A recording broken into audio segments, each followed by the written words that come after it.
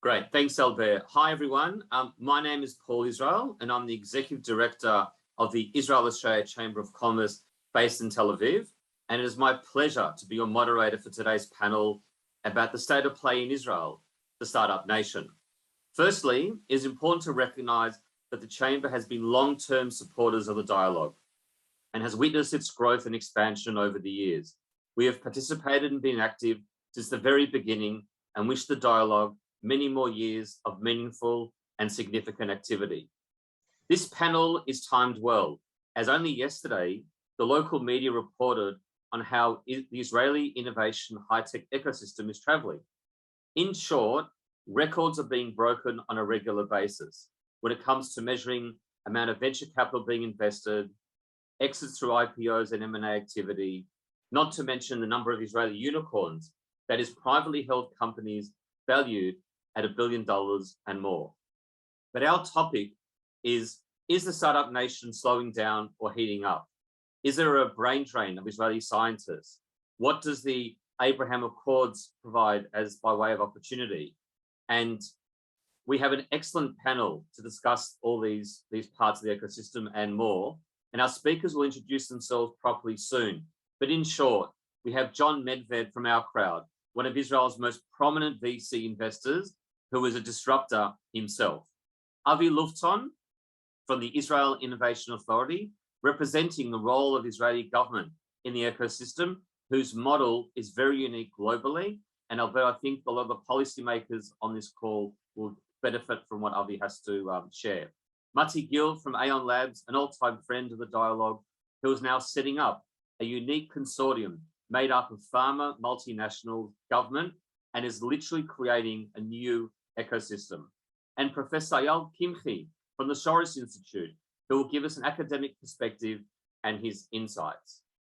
I'm now going to give a very, very short overview of the history of how a country with no natural resources, located in, let's say, a less than friendly neighborhood, massive immigration, and numerous challenges which this illustrious dialogue discusses and debates each year, has become a beacon for the world when it comes to innovation. And in some cases, the Bible saying, light unto the nations, has in fact come to life. In the late 1880s, when Jewish migration commenced and the country was barren, it is these pioneers who made the desert bloom. And it is here where drip irrigation was invented, the cherry tomato, plus a multitude of other agricultural-related patents were developed. What's important to note is that our heritage of innovation comes from farming in harsh conditions and smart use of scarce resources like water. Born in Melbourne, I moved to Israel with my parents in the early 80s. The economy then was a basket case. Hyperinflation of over 400%, double-digit unemployment. The living standard was less than average. But then a few things happened simultaneously and the situation gradually changed for the better. In 1990, the Soviet Union collapsed and 1 million Russian Jews moved to Israel. They were either musicians or engineers. And as a result, we now have more engineers per capita than anywhere else in the world. To help absorb this wave of immigration, the Israeli government came up with some creative incubator-style programs. At the same time, the internet was taking off and the Office of the Chief Scientist helped set up the VC industry. I encourage you all to look up Yozma, Y-O-Z-M-A. Some of our speakers will share the current facts and figures, but in short today, Israel is a fully fledged member of the OECD. We have a thriving high-tech industry, which makes up 50% of our exports. And since the beginning of the 21st century, the Israeli economy has grown by 109% compared to an OECD average of 41%. 5 years ago, there was a dip in the Australian natural resources industry, and suddenly the leadership of Australia turned its focus to innovation. And as a result, we, the Chamber, grew from hosting 6 delegations a year to over 50, and our team increased from 2 staff to 10. We were inundated with Australian policymakers, business people, executives, investors, academics, coming here to not only buy and invest, but learn world's best practice when it comes to creating an innovation ecosystem. And we've got an esteemed panel who actually spend a lot of their time meeting our delegations. So I'm now going to call upon John Medved to introduce himself, talk about our crowd, and provide an update into the Israeli ecosystem. I've had the pleasure of knowing John since the 90s, met him through his late father, David Medved, who really was one of those pioneers that we talk about. And we, the Chamber, are really proud to see what John has done, not only for our crowd, but for the industry as a whole. So John, over to you. Thank you very much, Paul, and thank you for those kind words. I'll dedicate my comments to my late father, who would be very happy to know that we're working here together. Can you enable my ability to share screen? I'm not sure, because that's something that they, at the dollar, It's been disabled. So I guess we'll do without slides. That will probably be true for everybody. I'm John Medved. I was born and raised in the States. I've lived in Israel, like Paul, for decades. And I am a serial entrepreneur, meaning that I've built a whole bunch of different companies, as well as building one of Israel's first venture capital funds. And today I run something called Our Crowd, where I was the founder and still the CEO, which is, according at least to yesterday's Wall Street Journal, Israel's most active venture capital fund. The growth in Israel's tech sector has been astonishing. At the beginning of this past decade, in 2011 and 12, there was about $1 or $2 billion being invested a year. Last year, when we took that $1 to $2 billion to a $10 billion number, there were, parties. I mean, that's incredible growth to grow 10 times in a decade. That's what companies do. That's not what ecosystems do. Well, we were partying too early, because this year there's time for a real party. Just yesterday, again in the paper, Startup Nation Central announced that we'd hit 25 billion. And you heard that correct. $25 billion invested, and that's only to the end of November. So I had been predicting 25 for the last several months. People thought I was nuts. We're going to end up with like 27 or 28. But what that means is that the ecosystem here is growing at a 300% rate. How does a country which is as well known for its startups and its venture capital, like Israel, grow at 300%? Now, by the way, venture capital worldwide is growing fast. The overall market's growing at about 200%. But Israel is outstripping that growth remarkably. We now have over 80 unicorns in the country, which represents about roughly 10% of the world total, which makes perfect sense for a country of 10 million people. The answer is not. Okay, do the arithmetic. That means that we are basically 2 orders of magnitude over indicated for unicorns per capita. It's gotten to the point that countries and cities are fighting for the honor to host our Israeli unicorns. So there have been recent articles about the fight between New York and California, who want to lure Israeli unicorns to set up shop, because these unicorns are just getting started in terms of their growth phases. Today, in fact, in Israel, if you're talking about a unicorn, you're sort of dating yourself, because no one cares about unicorns anymore. It's all about decacorns. It's all about companies that are worth $10 billion. But it's no longer going to be only about decacorns, because just last week, Intel has announced that they're going to spin out their Mobileye unit in an IPO, and Mobileye is proposing a valuation of $50 billion. And again, about a month or two ago, I was quoted in the press as saying, I believe that in this decade, there would be companies from Israel who were worth 50 or 100 billion, which we have not had until now. And here we go, and the decade's still just getting started, and we have one being teed up already. My prediction is that by the end of this next decade, there won't be one, but there'll be probably a minion, okay? Meaning, for those who don't know what a minion is, that's 10 people. okay, there'll be 10 of these so-called, I don't know if they're called, if it's a decacorn, it must be a centacorn, okay, but at least a half a centacorn at the $50 billion level. So this continues to be a remarkable story. The big challenge, though, is how do we get the rest of the world involved? Rather than just sitting and reading and applauding and saying, oh, that's wonderful, go Israel, go.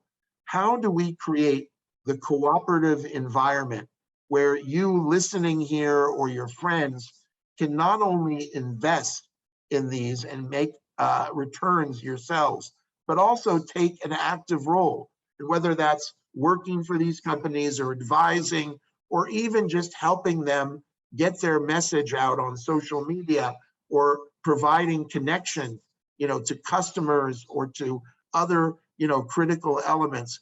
And that's one of the things I'd love to talk about further in this session. We're focused on, at our crowd in particular, in terms of building a platform that today includes about 200,000 investors around the world. But I'm going to turn it back to you, Paul, to get the other panelists in the game. Thanks, John. There's so much to talk about. So thank you for being really short, because that really is only a fraction of what's going on. And we'd also like to explore a bit about your connection to Australia and UK, where a lot of the audience of policymakers, journalists, and investors are.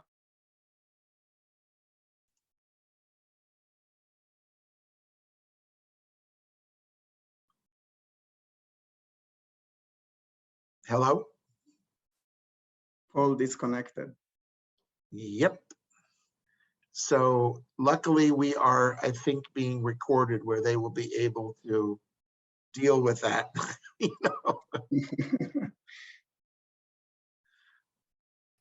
So John, you can say whatever you want because you didn't hear the question. We're not moderated. No, look, I think we'll give them a minute or two and it'll be back, one would hope. Well, I think according to the agenda, I think Avi was supposed to go up next. So why don't we continue with that? Avi, does that make sense? Avi? Yes, yes, I can start. First of all, hi everybody, and I would like, even Paul is not here now, I would like to thank him. Thank you, Paul, for the introduction and for the opportunity to participate in this panel. My name is Avi Lufton. I work for the Israel Innovation Authority quite many years in the International Collaboration Division. Maybe a few words about the IIA, the Israel Innovation Authority, that this is the main government entity that is responsible for promoting Israeli innovation and technology.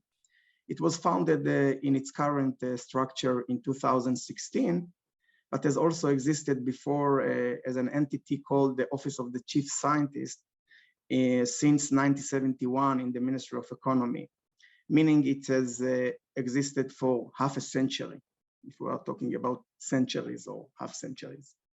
At the International Collaboration Division, we collaborate with the governmental and private entities to fulfill the goals of the Innovation Authority and the government. Over the years, we have signed dozens of international agreements that have allowed us to provide funding to the private sector to collaborate with international partners around the world. I will elaborate about this later in the panel. Avi, thank you. Sorry, I got cut off there before, but thank you. We'll now move to Eyal Kimchi, who's from the Shoresh Institute. And no ecosystem can survive without good, strong R&D and good, strong academia with a watchful eye. So over to you, Eyal. Thank you. Thank you, Paul. So I'm, first of all, a professor of agriculture economics at the Hebrew University. So I'm glad about your opening comments about how Israel started off with agriculture, because my grandparents from both sides were in part responsible for that. I'm currently heading the Department of Environmental Economics and Management, but I'm also a vice president of the Shoresh Institution for Socioeconomic Research, where I'm in charge of research and mostly write about labor market policy, education policy, and welfare policy.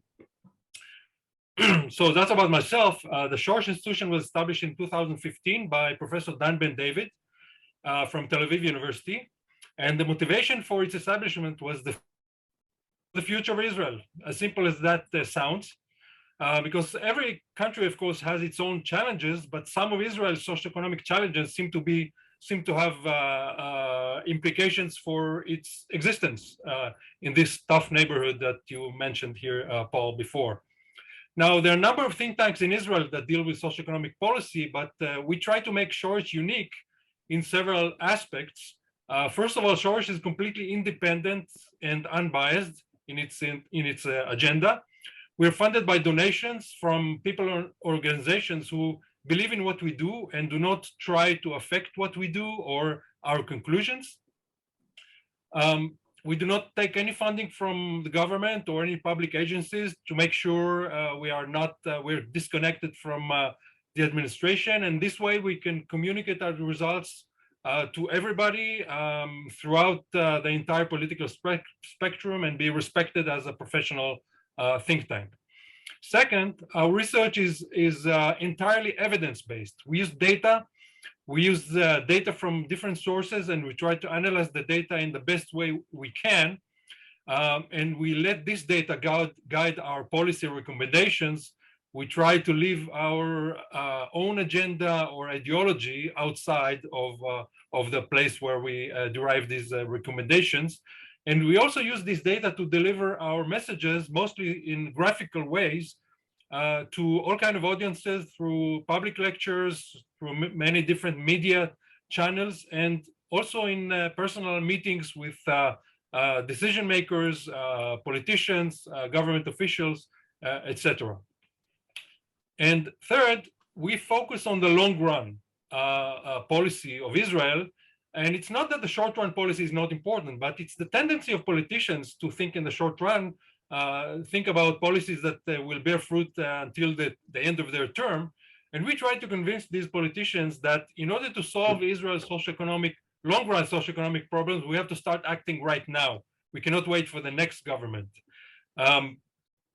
So these are the three elements in which we try to be different from many other think tanks. We try to measure our impacts in several ways, but just to give you a clue, on average, since Shoresh was established, we were quoted in the media once every 2.5 days, which I think is quite remarkable. And since the establishment of the current government, we had a number of meetings with cabinet members, with director generals of government ministries, etc. And one other such meeting is planned for Thursday, and another one for next week. So we pretty much have an impact on decision makers. Some of the projects we currently work on, just to give you a flavor, is why is the gender gap in Israel so high in the labor market compared to other developed countries? We look at the older population and try to find the trends in the work patterns and the income of the older population. We try to measure the implications of periods of non-employment on the long-run career trajectories of young men and women in Israel. We look at the differences in standards of living between the center and periphery. And we also look at the effect of parents' education on their children's achievements in international tests. So many other research projects can be found on our website, and I encourage everybody who is interested to have a look there. Thank you. Eyal, thanks for that. It's great to see that people in Israel are looking at the long run with such a short election cycle we have here. Having people like you and Shoresh is really, really critical for our future. So, and thank you for joining today. Really appreciate it. Our last panelist is Mati Gil, who I said is no stranger to the friends at the Dialogue. And Mati is someone who's worked for one of Israel's largest companies, but now is in a startup mode. So really curious to hear Mati introduce himself and what he's up to. Thank you, Mati. Thanks, Paul. Basically, I went from wearing a jacket to wearing a hoodie, so I think that's the best way of putting things. But as you mentioned, it really is an honor to be here. Thank you for all the support throughout the years, Paul, and the chamber, and of course, thank you to Albert and the leadership dialogue, which I've really had a fortunate to be able to participate in each and every one of them for the last 12 years now. So it's great to come back here and participate here. What I'm leading up now is Ion Labs, and I'd like to just make 2 points. One is about the lab that we're working in the space we're working in, which I believe is a potential for Israel to both grow the startup nation even further than beyond what John mentioned before. And secondly is where I think some of the challenges exist in Israel, and that is open for debate whether or not we can actually advance those. So Ion Labs is a new innovation lab. It's a first-in-kind innovation lab that was formed together by 4 pharma giants, Pfizer, AstraZeneca, Merck, and Teva Pharmaceuticals, together with Amazon Web Services to bring in a synergetic technology between pharma development as well as high-tech machine learning AI capabilities from Amazon, together with investment experts from the Israel Biotech Fund, and using a new innovation model based on a biomedics model, which helps do venture creation. And what we are going to do in Israel is establish 4 new companies every single year in the AI for drug discovery and development space, as well as invest in new companies in that space as well. We offer them the best environment for them to be able to develop their technology and thrive in. 4 years of funding supported by the Israel Innovation Authority and Digital Israel programs here. So it's a government funded and public-private partnership in that aspect. And we offer them also access to data of our pharma partners, as well as their know-how and mentorship so that they can really develop their technologies to thrive. This is a space, the AI-driven drug discovery and development space, which Israel is uniquely positioned to be a leader of the future of the pharma industry in. Israel has for decades tried to bring the global pharma leaders of the world to invest and create innovation centers in a similar manner that you see in the high-tech space. And unfortunately, we haven't succeeded in that up until now because Israel is not competitive at a global scale for drug discovery and development, especially not for manufacturing. We're a high-cost country without a lot of the experience that is required in the biotech space. And in AI-driven drug discovery and development, Israel can be positioned because of the technology that exists here in the machine learning and AI space, where the whole industry and the pharma sector is trying to figure out how they can harness those technologies to be able to create new drugs in a faster, cheaper manner and more predictable medicines. And that's something where Israel can be uniquely positioned to be a leader in that forefront, in that industry. The government has recognized this, put together significant funds in the bioconvergence strategy to converge between AI and pharma development. And we could do something similar to what's happened here in Israel in the automotive industry, where Israel tried twice to create automobiles, both with the Susita, which looks like a box on wheels, during the Arab boycott, when many of the global automobile giants did not sell their cars here in Israel. So Israel tried to build up an automobile manufacturing industry, and it didn't work. We also tried to be at the forefront of the electronic car, as we know, with a Better Place. That also didn't work because we're not good car salesmen. The technology was great, but we didn't have the right sales and commercial. Yet, despite all those failed attempts, we do have every single global automobile manufacturers in Israel with innovation centers, and that you have a whole generation of growth startups in the automobile space, all based on software and all based on AI-driven software for cars. And that is something we would like to do, and we're seeing that happening in Israel in the pharmaceutical space. You have a whole cluster of startups that are starting to grow, and we hope will grow into a generation. That's something we are going to do. We're going to create 20 new startups over the next 5 years in Ion Labs, and hopefully some of those will grow in and to be mid-sized companies and growth companies. And what's needed, and this is the question that's open for debate, I think it's an issue that's a challenge for the startup nation to continue to thrive as it has been, is global talent. Ecosystems that work around the world are open for immigration and are attractive for talent to come in from all over the world. They proactively go out and try to seek it. Israel does the opposite. We're actually more restrictive for global talent, even if it's at a scale and at an amount that wouldn't threaten the Jewish democratic nature of our country. And it's my hypothesis, and I would want to ask what the panel here has to say about that, but especially in the biotech space where we need experienced talent, it would be great to be able to be more open to helping talent come to Israel. And despite us being the most expensive country in the world, it's not a bad place for global talents to relocate to. Tel Aviv is quite a good place to live in. So there's no reason that if talents can move to New York or London or Basel or wherever, that they can't move to Israel. Thanks, Mati. There's a bit of noise in your area, but I think you did really well. That was fascinating. Great to see, the conversions of, the government and the private sector in creating the consortium that you're doing. The automotive industry is a great case study, coming from Australia, which had a very rich and vibrant car manufacturing industry. Unfortunately, the Asian giants have taken over, and that industry now is history. But now Israel, as you said, has got like hundreds of startups in what's called CASE, the connected, automated, shared and electric vehicle space. And it's an amazing story. We're really encouraging countries like Australia that could actually be a world leader in that area as well. So that's our panel. I think we'll agree we've got not only a high quality panel, but very diverse, coming from different angles, but also there's a bit of convergence as well.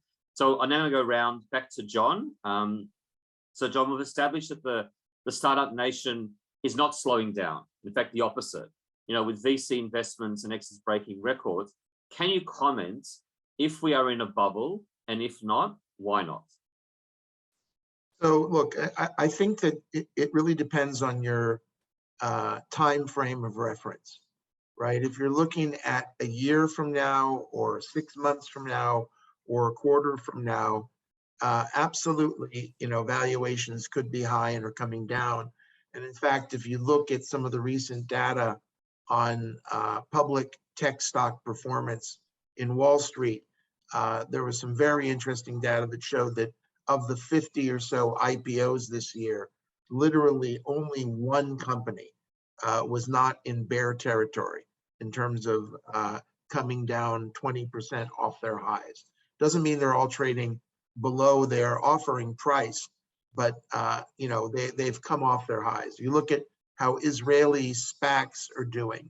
Literally one out of over a dozen SPACs is trading above the $10 price. So, you're going to see in the short term all kinds of bumps in the road, okay? And clearly valuations have reached, in some cases, some nosebleed-inducing highs, okay? But if you look at a different perspective, which is the land that I live in, which is look 5 years, 10 years, 20 years ahead, then there's no bubble at all. Because when you look at the kinds of things that Mati is investing in, that we are investing in, there's no question they're just going to go up and to the right in a dramatic way. We're at the very, I think, early stages of a multi-decade tech boom, unlike anything that we've ever seen. Because when you take artificial intelligence, when you take what's going on in the next generation of semiconductors, in robotics, in drones, in ag tech, in food tech, in the cloud, in open source software, in the metaverse, okay? You put all this stuff together, we're just getting started, right? And to sort of take a vision of, well, it's all been played, that's like people back in 2000, 20 years ago, when the first quote unquote internet bubble burst, And we had people telling us, well, it's over with this internet thing, right? You know, there aren't going to be any other significant companies built. And look what's happened over these 20 years since then. And I think the next 20 years will blow your minds, okay, in terms of the kinds of change. So this is really good news, I think, for businesses like my own, like our crowd. It's really good news for Israel because we are masters of this and we are active in so many of these broad areas. I mean, for example, people, you know, that we like to eat here in Israel. You know, food and Israel are sort of synonymous. I think most people aren't aware of what's going on in Israel's dynamic food tech area. Just this week, there was an announcement of a $300 million round being done in Future Meat, who are growing meat from cell lines in vats. They're working on burgers. Turns out there are about a dozen of these companies focusing on meat.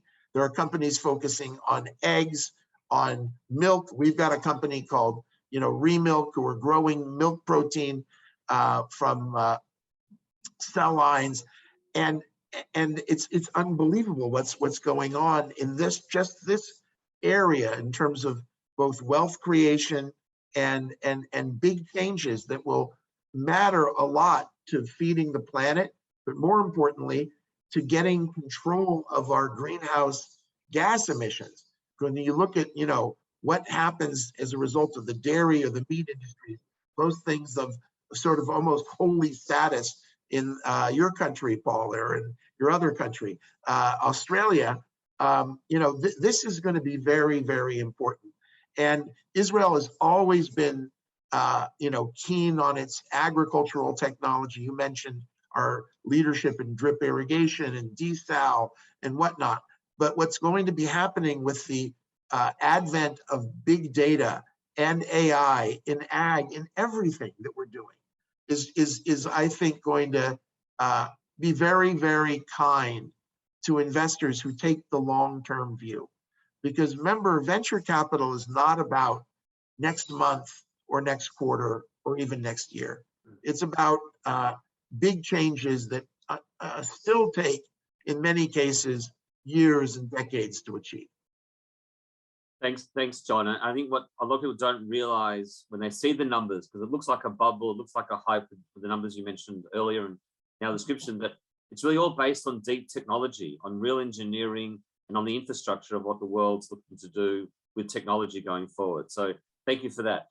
Mati, having worked for one of Israel's largest companies, Teva, is Israel capable of building very large companies like Australia has with Atlassian? John was talking before about the decacorns and the centuricorns, etc. But Atlassian has a market cap of close to $100 billion. Is Israel capable of building such companies? Israel's capable of doing that. Do I think it's likely? I would say I wouldn't put that at the high likelihood, especially if you think about big companies in what their scale is as far as their presence in Israel, because Israel, again, is not necessarily attractive for manufacturing. I think. Mati, maybe speak up a little bit. It's a bit hard to hear you. Maybe speak up a bit, please. Sorry. What Israel's very good at is building great technologies. And Israel is increasingly good at building companies that are global, but managed from Israel. And that's something we're seeing in a phenomenon where you're having global companies with their headquarters remaining in Israel, where in the past they would actually move abroad. You're seeing that in the high-tech sector, and we intend to reverse that trend in the biotech sector so that you don't have the brain drain of IP leaving Israel to scale up only abroad. I think there's one issue that Israel's not good at is building great managers. And that's something we need to be better at in order to build great global companies, because the market's never going to be in Israel. We're a country of 9 million people, but with great and excellent management, that's something that we can help bridge. Again, it takes me back to the global talent issue, because if you're able to bring in good, experienced talented managers that can then train the next generation of managers under them, that's a way to be under him or her. That's a way to be able to scale up those capabilities. But I think that $100 billion as a market cap is probably feasible, but that wouldn't necessarily translate into having huge companies from an employment standpoint in Israel, because Sure, understand. I a think lot John's of that got would have something to to be. say. I can see. Yeah, I completely disagree, I'm afraid, Mati. I love what you're doing and have a lot of respect for you. But I think you're just, completely dead wrong here. And I'll tell you why. That's good. Because people like Dr. Amnon Shashua or Avigdor Willens or Eyal Waldman, Avigdor, and Eyal from the semiconductor area, Amnon, founder of Mobileye and Orcam, they can hold their themselves with the best managers in the world today. These are phenomenal world-class managers. And with, companies like Mobileye already at the $50 billion, range, and no one knows what will happen when it's traded again publicly. Will it go to 100? Will it go down to 20? Will it go to 200? But I will bet you that it will continue to grow. And remember that the question is, what does employment look like, right? In this country today, high tech employs about 350,000 people. That's the numbers, and we need to grow that, right? We're short at the moment, whether you believe we're short 20,000 or 50,000. I heard yesterday from someone who really knows that there are 100,000 Ukrainians working for Israeli companies at this moment today, okay? And our future is going to be dependent on building, as you said correctly, Mati, these multinational companies from here. But they will employ thousands of Israelis the way that Mobileye does, and the way that many of these fast-growing startups are. I mean, we will grow our numbers to the 500,000. And I think by the end of the decade, you'll see 1 million Israelis working directly in high tech. But the important thing to keep in mind is for every Israeli working in high tech, there are 2 or 3 others who are, in Hebrew, we would call them tomchei lechima. These are like combat support people who are, whether they're in the transportation or food preparation, because someone's got to make all that food for tendies, okay? Or it's, which is, by the way, an insider joke here, that every Israeli high-tech company has to offer their employee a food card so they can order cards. And this is typically, it's true. It's totally true. It's $300, a month. And trust me, when you have hundreds of employees, that's real money. Okay, but that's part of the perks of working in this. But someone's got to do that. Someone's got to take care of their travel when they open up the airports. Someone has to build all of these buildings and provide insurance. And there's a lot of support going on. So there's no question that the beating heart of Israel's economy is our tech engine, and that this will continue to drive lots of employment. I do believe that we are going to we've already started climbing up that management scale, and we're getting better at it. And I'm watching some of these 30-year-old managers who are killers, okay? And I think we're going to be building companies of real size. But you and I will have to get together for a drink on January 1st, 2030, and we'll see who was right. Inshallah, I think Mati wants to write a reply. Mati? Yeah, so I completely agree with you. I would just, one caveat that I believe both Eyal Waldman, who I agree with you in his managerial capabilities, and Amnon Shashua, both of them sold their largest companies to global companies and are not building up scaled up companies, unfortunately, great for them, great for Israel, great for technology and the startup nation. But that's the exact opposite of what we want to do, is in this sense of building global companies managed from Israel. I agree with you. The trend is going upwards in the capability sense. But if you build a company of $100 billion market cap I would say the expectation is to have in Israel over 10,000, if not in the tens of thousands of employees in that space. I don't think that that's going to be feasible in the immediate sense, that even if we have a company that's managed from Israel with a $100 billion market cap, which is feasible, I think that you would still have it with a very global scale and its operations scaled up abroad, which is fitting because we'll not a market. We'll have to reconvene January 1, 2030, or maybe at the figures that John mentioned, it could come even earlier, but it's really a watch and see. Thanks, guys. At a distillery that's a global leader in the space. That's right. Avi, the talent brain drain is a global phenomena. What is the Israeli government doing to combat this? As you said, Paul, the problem of the brain drain is a crucial global problem that challenges many countries around the world. Specifically in Israel, which is based on development of innovative technologies, the problem is even more pronounced. The total number of high-tech workers in Israel is less than 10% of the workers in the Israeli economy. They produce more than 45% of the country's industrial exports. Therefore, the challenge in Israel is really huge. The state has set itself an ambitious goal to increase the number of high-tech workers from 10 to 15% in about 5 years.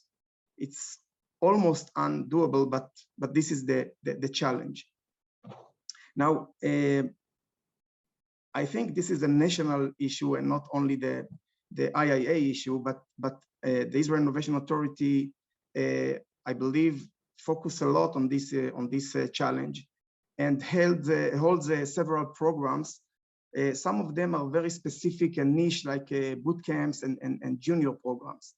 But recently, one of the most significant programs that we are running is a fund that enables recruitment and training bodies to offer programs to increase the number of high-tech workers in Israel. We support these companies to implement their ideas and help the Israeli high-tech industry. Now, as I said, this is not the only a problem of the IIA, but also other ministries, and I think this is a good news, at least Mati raised it. Both ministries of finance, the Ministry of Innovation, Science and Technology, the Ministry of Interior, they are initiating a new initiative or a law that will enable, Mati called it global talent, to work here in Israel for a longer time, and also for foreign students. So I think in addition to all what needed to be done in the high institute of education and training, I think together we will. I'm not sure that we can fulfill all the 50% of increasing, but I think we are on the right direction now. Thanks, Avi, and it's great to see that people like the authority are spending a lot of time and resources in solving this issue. So that's great to know. Over to you, Professor Kimchi. So whilst the high-tech sector is world-leading by many parameters, how does Israel fare when measuring labor productivity? I know that's that the Shoris Institute look at quite often. Yeah, so as a professor, let me first define labor productivity. It's important to understand that we all agree on what it means. So we measure labor productivity as the total aggregate value of goods and services produced in a country in a given year divided by the total number of hours of work. So what we get is a kind of the average product of an hour of work in Israel. And then we can compare this over time and across countries. And when we compare it across countries, we find that this is one of the lowest. Israel's labor productivity is one of the lowest among developed countries. And it's currently about 25% lower than the average OECD. And it's diverging further and further since the 1970s from the leading economies of the world. Now, this has two major implications for the Israeli economy. First of all, it makes Israeli products less competitive in world markets. It's more expensive to produce here because labor is less productive. Second, because of the strong association between wages and labor productivity, of course, employers are not going to pay high wages to workers with lower productivity. We have lower wages in Israel than in other countries, and this leads to what Avi just mentioned as a brain drain. So more and more Israelis choose to take their talent elsewhere in order to attracted by the high wages elsewhere. Now, of course, the high-tech sector is an exception. High-tech sector in Israel is in fact an economy within an economy. It attracts the best talent, so labor productivity and wages are much higher than in the rest of the economy. And it seems that the high-tech sector is also diverging away and away from the rest of the economy. So on one hand, the increasing importance of high-tech in Israel is pulling the rest of the economy upwards, but on the other hand, it creates wider disparities between it and other sectors. Now, still, despite the fact that the high-tech sector is a different economy, but it's still wages in high-tech sector in Israel are still lower than in other countries, which means that the brain drain is still a threat. So that leads to a government mission to try to keep the talent here and maybe to attract talent from abroad. But the solution is really at the education level. I mean, we have to worry about the quality of education that we provide to our students. And we have studies showing that, in fact, the number of graduates of computers and engineering in Israeli higher education is sufficient to fulfill the demand of the high-tech sector. But the employers are not interested in all of them. Some of them are coming from low-quality institutions, and they cannot get jobs at the high-tech sector. So we have to worry about how we start from the beginning and provide higher quality education that can produce more talent for the demands of the high-tech industry.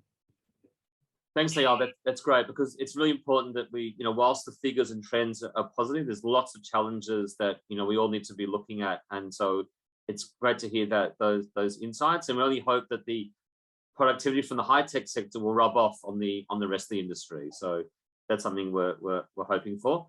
John, back to you. What in your mind are the main ingredients of the success behind the Israeli high-tech ecosystem? We hear about, the infrastructure and then the cultural aspect. What are the main ingredients and the secret sauce that you like to call it?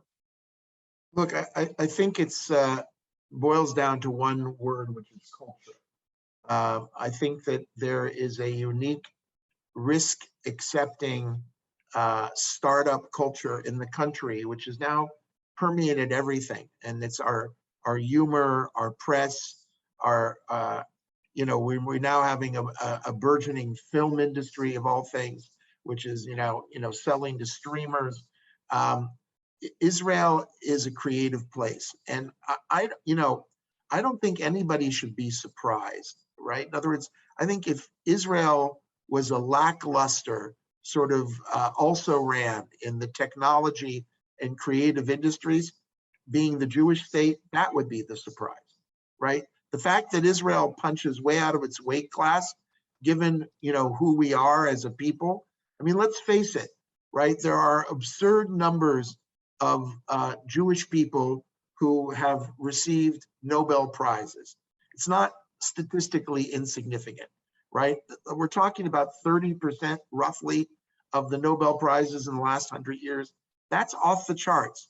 So our people should be doing this kind of business. There are absurd numbers of Jewish successful businessmen, okay, and women, in the US and in Australia and in France and everywhere. Okay, so the fact that we're doing this has to do with a unique culture, which is risk accepting, but also where all the pieces are in place, right? The investment banks are here, the funds are here, the access to public markets, the multinationals are here, right? There are 400 multinational companies here. So we were talking about Mobileye and how it was sold for 16 billion to Intel, and now Intel's spinning it out again at 50 billion. Guess what? Intel has spent over $50 billion in investment in Israel over the last several decades. That's incredible. So the role that these multinationals play, and today it's Facebook or it's Google or it's Amazon, they're all here, okay? And all employing and fighting with our startups to get the best talent. I think the big change is going to be reflected by what's happening with our neighbors in the Gulf. Just yesterday, our Prime Minister made a lightning one-day trip to our neighbors in the United Arab Emirates. And what this represents in terms of future accelerant to this high-tech growth story is, I think, underappreciated.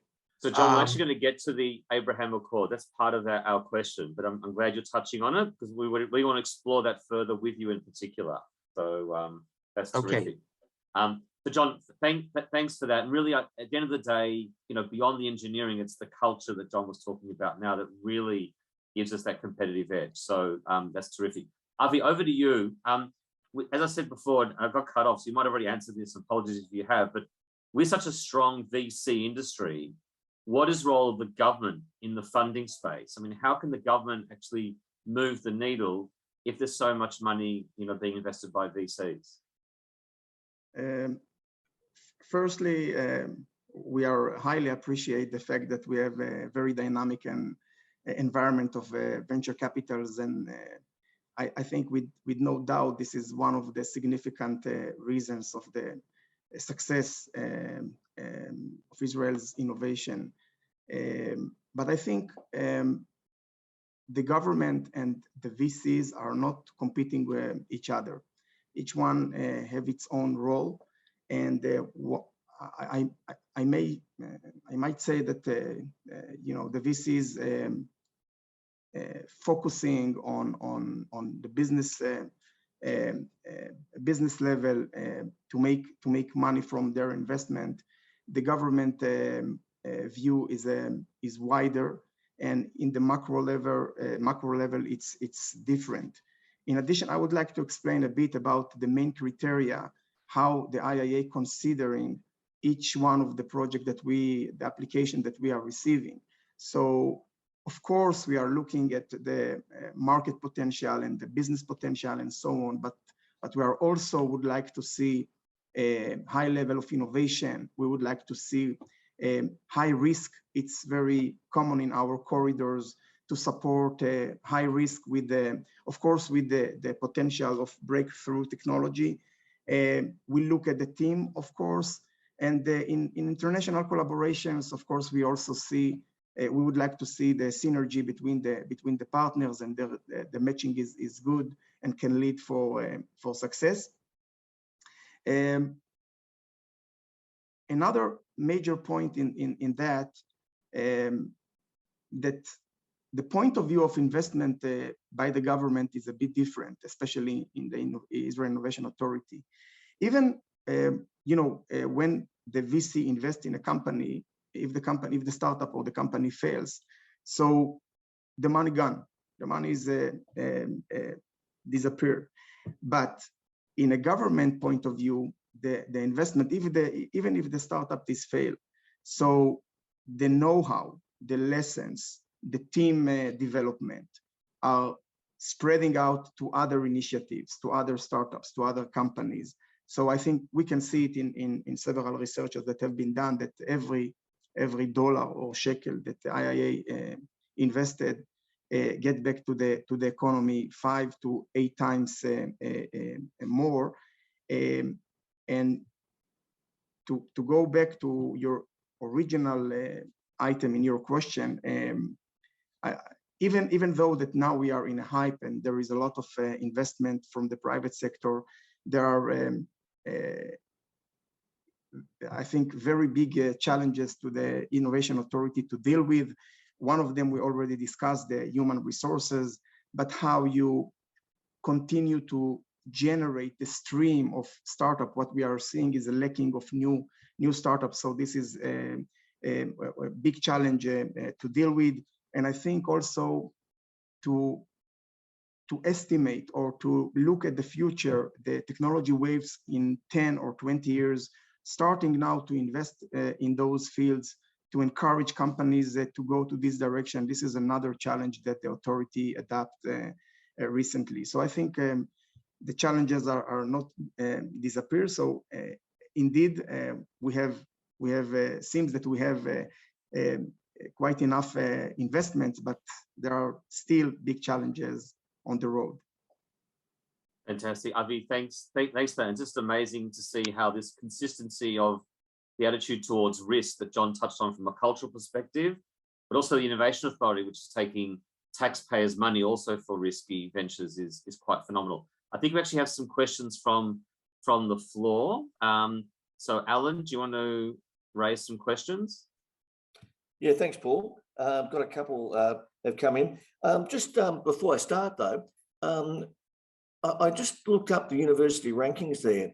And why isn't it that Israel's universities are not ranked higher? Can anyone answer that? Great. Yeah, great question, Alan. I might hand it to Ayal Kimchi, our academic, to talk about that one. Thanks, Alan. I think it's mostly about funding. I think Israeli universities, they are highly regulated by the government. For example, I mentioned before the number of students taking computers and engineering, and everybody should know that the slots are limited. Every university has given cap on the number of students it can accept to each program. We have a strong labor union at university. I personally maybe enjoy it, but some people think that the fact that all professors are paid the same keep the talent elsewhere. And just to quote the recent Nobel laureate in economics from MIT, Josh Angrist, who said to the press that he tried a career at the Hebrew University, but he was tempted by the wages at MIT. So it's all about funding and lack of competition. Okay. And Alan, if I just add just on that, what's really interesting is the role, we haven't really mentioned this on this panel, is the role of the military and the cyber units in the ecosystem. And what's happening now is that people are actually leaving the military service and skipping doing a degree and going straight into the startup scene. So that's also interesting to note. Okay, and if I can ask, Matty, are you still there? Yes, he is. Matty, why must, for Israel to develop global companies and then for them, or at least the management of them, to be offshore, why does that matter? I've worked for Rupert Murdoch since 1979, and he's gone from Adelaide to Delaware, but the company, we all know, is run from 6th Avenue in New York, and it doesn't matter. So actually a better question, Alan, would be, what do you think of succession? But we could talk about that separately. Not when we're live on YouTube. So why does it matter, Matty? If I could jump in here, I don't think it does matter. I think that the brain drain issues are way overstated. And I think that one of Israel's superpowers is that we are at the nexus of an international network. Okay, our enemies and our friends both appreciate that we are not a hold up little nation in this tiny, 20-some thousand square kilometer space, but we have strong ties all over the world.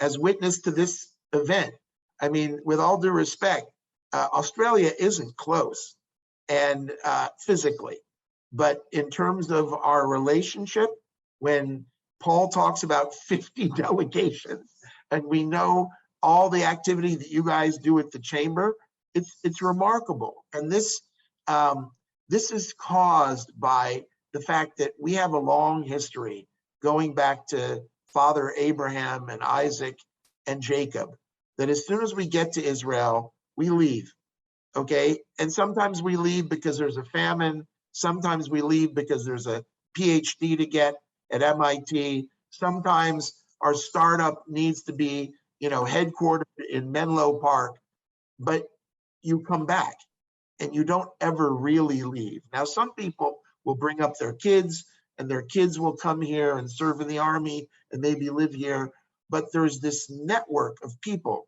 I mean, I'm going to ask you, the panel, is it good or bad for Israel that there are 100,000 Israelis living and working in Silicon Valley?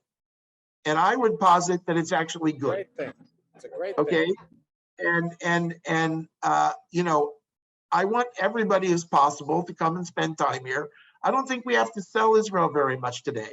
I think people, when they come to Israel, they look at it and they say, wow, this is a fun place. This is an exciting place. I mean, you know, one of the things we haven't mentioned is that we just got a dubious honor a couple of weeks ago with Tel Aviv being named the most expensive city in the world. Now, our wages, correctly stated Professor Kimchi, haven't kept pace.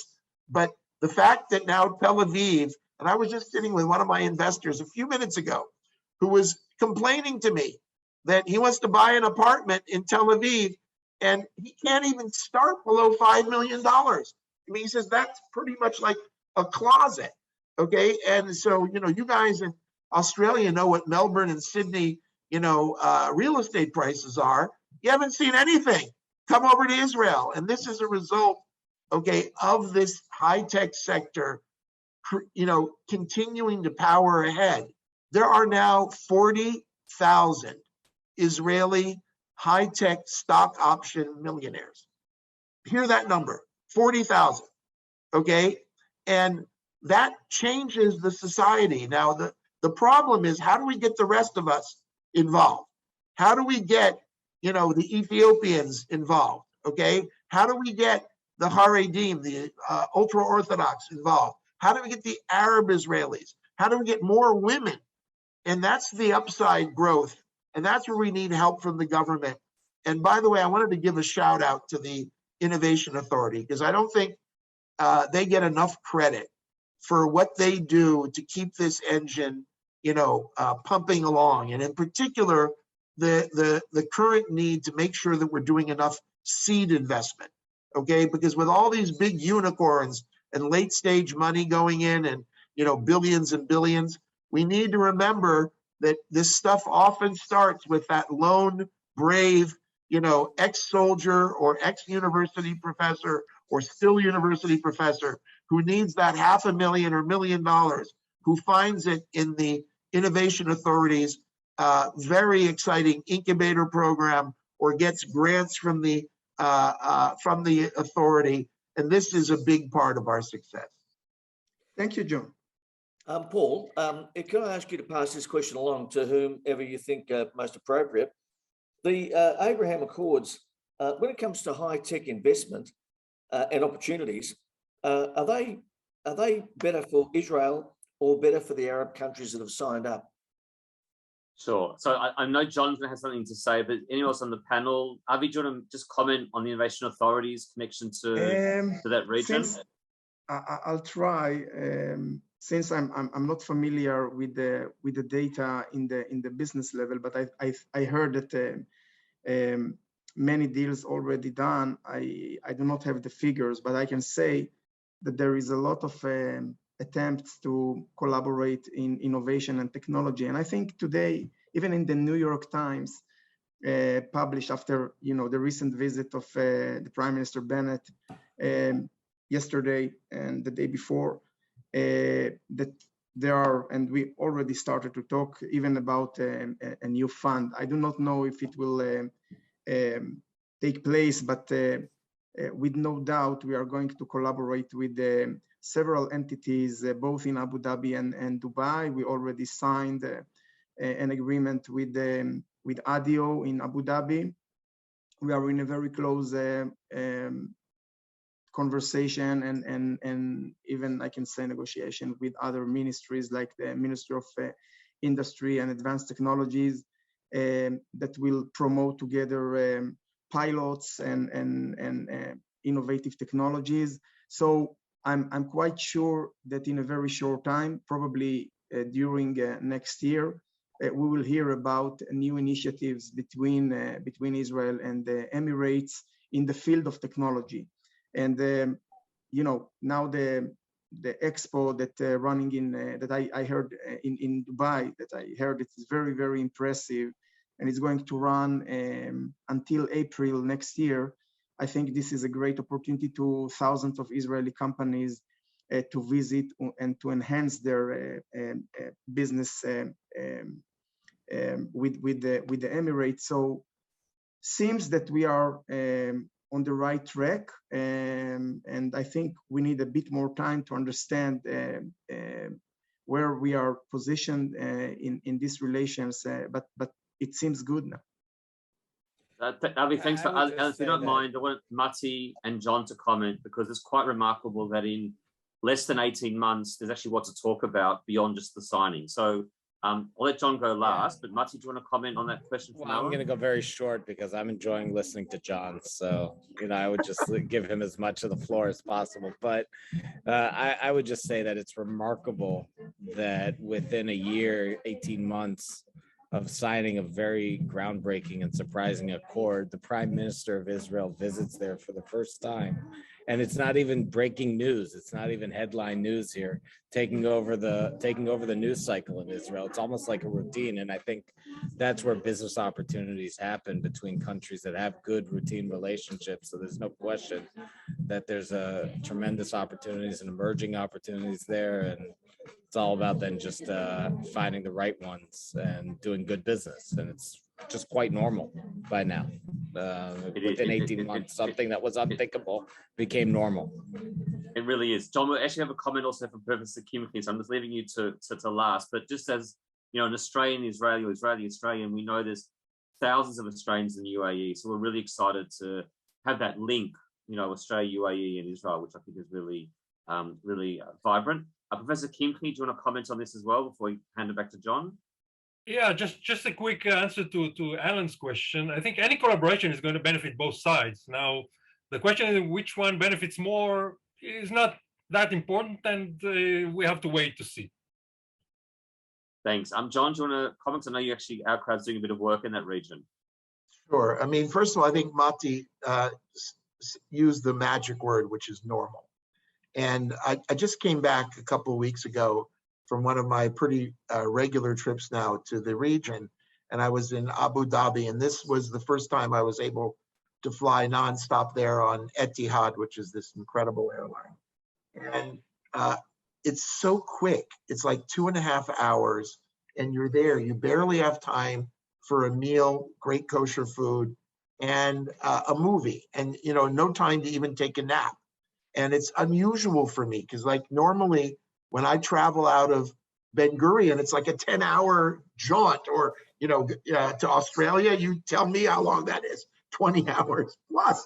Okay, 2 hours and you get somewhere. But it just felt so crazy normal this time. And we were there for the Abu Dhabi Fintech conference, where they opened the conference announcing the fact that our crowd has now become the first Israeli fund organization to open up an office in Abu Dhabi, and we're fully registered with the Abu Dhabi Global Markets, regulated by their Financial Services Authority. And we are making investments there as well as bringing Gulf money into Israel. So we believe this is really a win-win and bilateral. It's not about one side funding the other. It's about joint investments, about joint development and activity, about how these guys can help us scale up our businesses. Remember, these are huge world-class financial and logistics hubs with access to all kinds of markets that we have been hard-pressed to get to. And we have at the moment over a dozen companies in our portfolio who are busy engaging, not just with the UAE, but through the UAE to all other markets.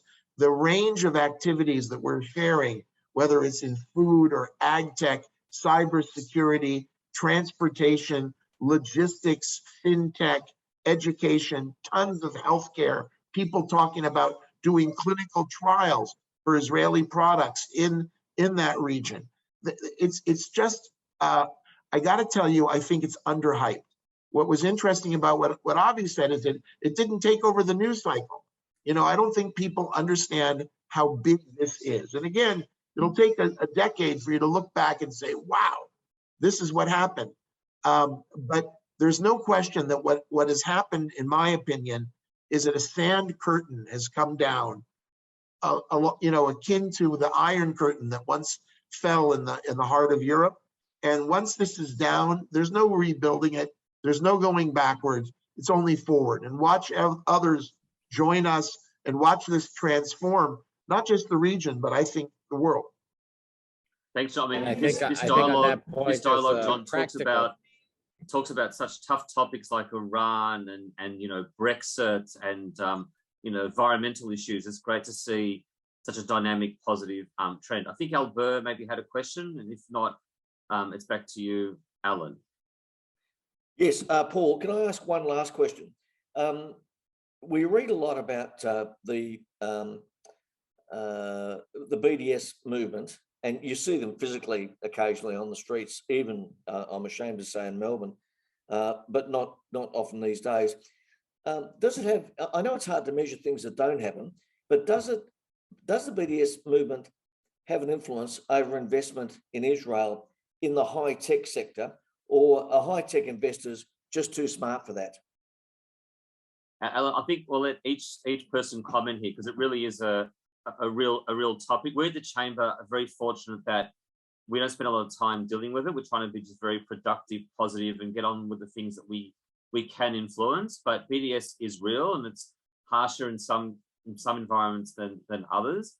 And you'd be silly to not recognise that it's there. But I think on the whole, your question really had the answer. Professor Kimchi, do you want to comment on that at all? Well, BDS, of course, is a challenge. Challenge for the country as a whole. It's not just of the high-tech industry, and based on it may represent preferences of people in other countries, but these preferences are often shaped by misinformation. So this is the challenge, to provide information to citizens in other countries to try to calm down this trend. I know John's got a comment. Avi and Mati, you want to comment, or just hand over to John? Okay, fine. I'm sure, John, you've got a few things to say about this. Look, I think that the purveyors of BDS are a sad, pathetic bunch of losers who basically need John, to go what do you get really think? John, what do you really think? But really here, I mean, it really, ask how Ben and Jerry are doing with this, okay? This has been a complete disaster for them and for their whole pathetic movement. This movement has been a failure, right? Since the beginning of the BDS movement, investment in Israel has gone up thousands of %.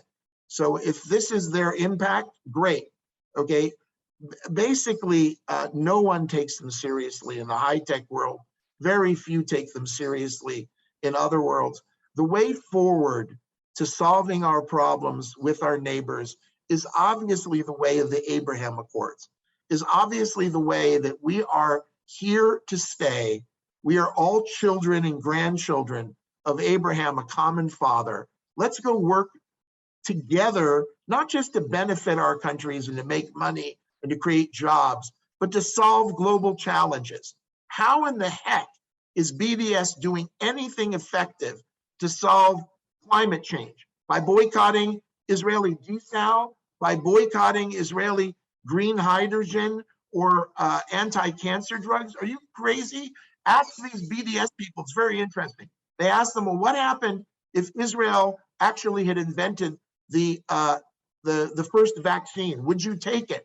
And every single one of the leaders of the BDS said, of course we'll take it, okay? To save lives, we'll do it.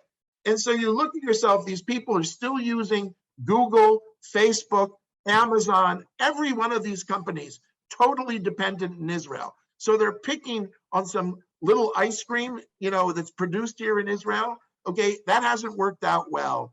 And the BDS thing is a bunch of essentially sound and fury signifying nothing.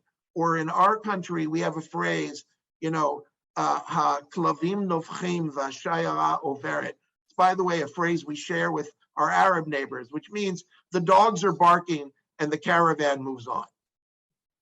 So I think, Alan, that was a censored response there from John. Thank you for that. Ellen, anything else from your end?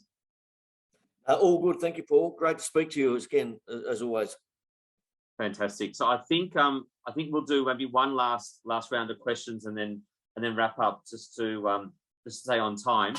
Mati, you're now in your new venture going to be working with some multinationals. Can you talk about the role of multinationals in the ecosystem? And I know places like Australia and the UK have a big debate about foreign investment. What's your view on multinationals, please?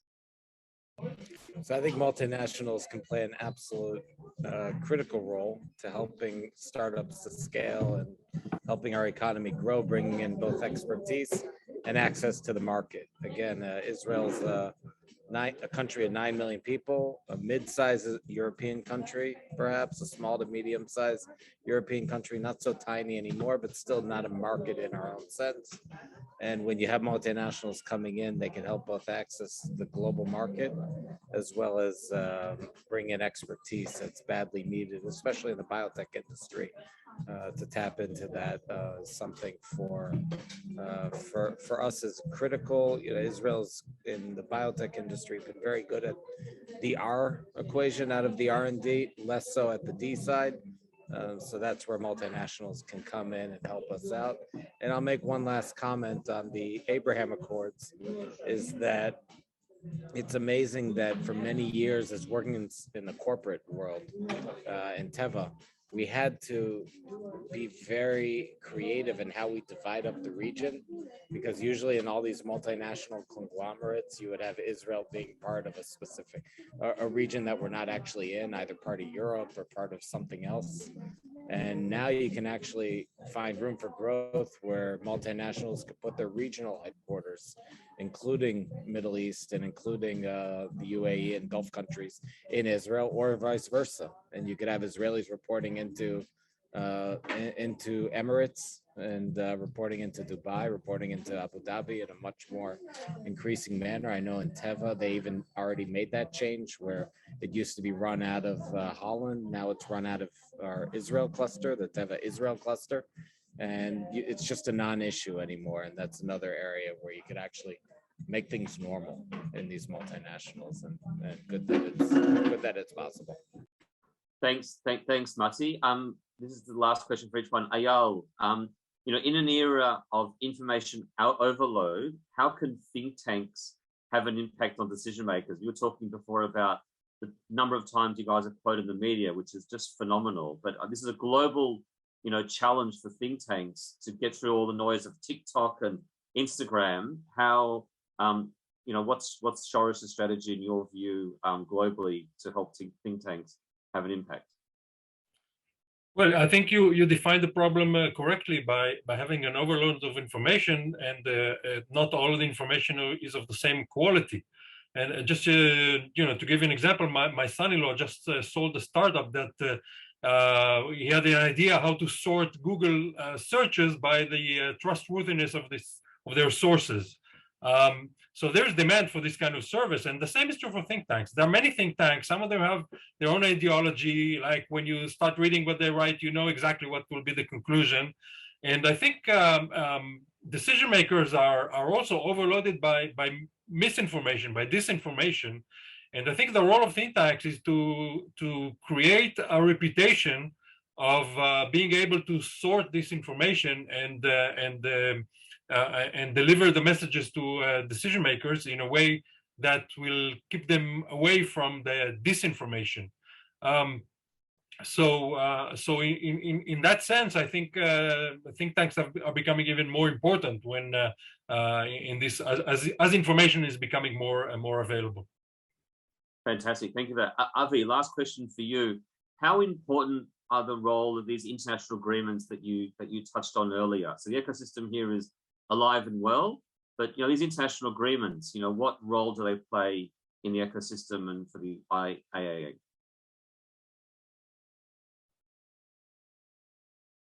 I think you're on mute there, Avi. You're on mute.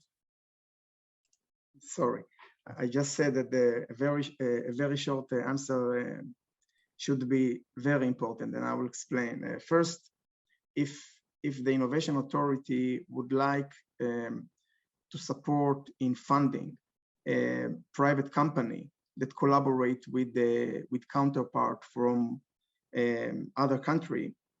So we must have an agreement with this country. This is by law. But I think it's much, you can sign this and it can be beneficial or not. But I think it's much beyond this law issue that enable us to provide funding to companies. Basically, it's defined our counterpart. It's defined the entity that we are working with and developing our networking. And this typically it will be an entity that have the abilities like us to both to fund companies and also that they have the access to the business community in their region, country, province, state, etc. So with that, we can basically coordinate programs and renew them in other forms, and basically increase the cooperation between the countries, increase the awareness of new technologies, and so on. And there are several kinds of agreements. Most of them are government to government, and basically they intend to support in a very wide meaning collaboration between the countries. But we have also some other more tied and more, I would say, with high level administration focus. We have funds with several countries, and we also have agreements with multinational companies that basically open the door for Israeli startup to work with these companies, and we are decreasing the risk of those multinationals and open the door for Israeli startup to work with. So it's really important. It's both to create the facility, the platform, the framework, but also needs by the law.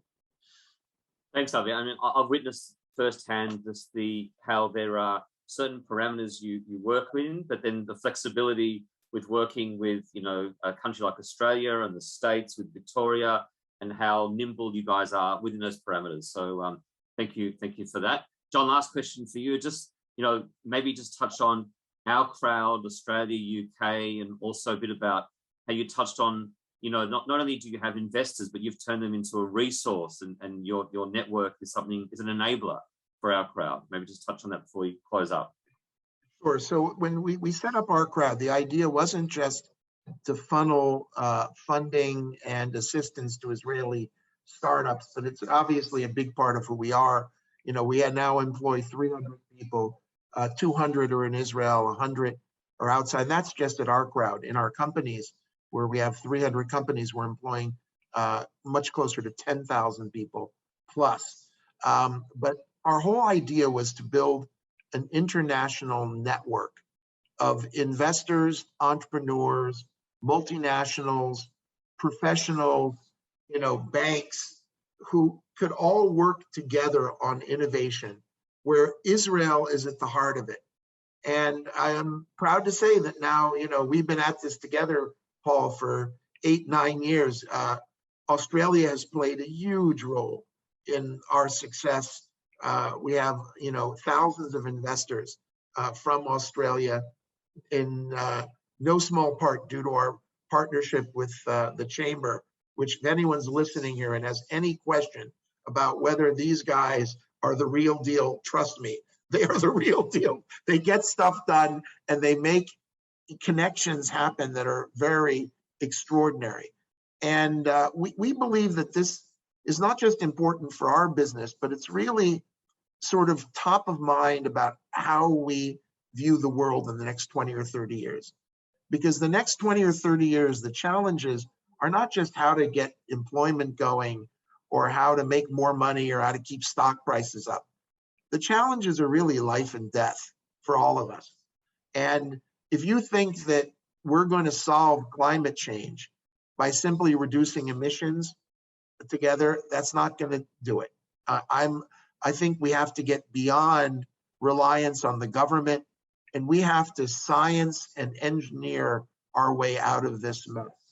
Okay, we are going to require massive private sector investment, not just in cutting back bad behavior, but in figuring out new solutions across the board. And unfortunately, the investment community has not yet responded, in my opinion, with enough vigor. And therefore, what we're believing is that an international network like our crowd, together with thousands of entrepreneurs and investors and company partners, can harness these efforts and get some of this stuff to actually make a difference. So, I'm fairly charged, as you see, about the next decades. And I think we shouldn't be looking back and patting ourselves on the shoulder, but we should be, girding our loins and moving forward in terms of picking up the speed and working together to get these things done. Thanks, John. So I just want to thank the panel, Matti, Professor Kimchi, John, and Avi, for being so interesting, being so open and so concise. I've actually started on time, we're finishing on time, so that's an accomplishment. But I think also we touched on a lot of, some of the raw nerves and challenges, and also shared with an audience that is not necessarily so up to speed with what's going on here. And we really invite them all to join the ride. I'm really hoping, next time we'll be in Jerusalem like we have done traditionally, and we'll do this in person.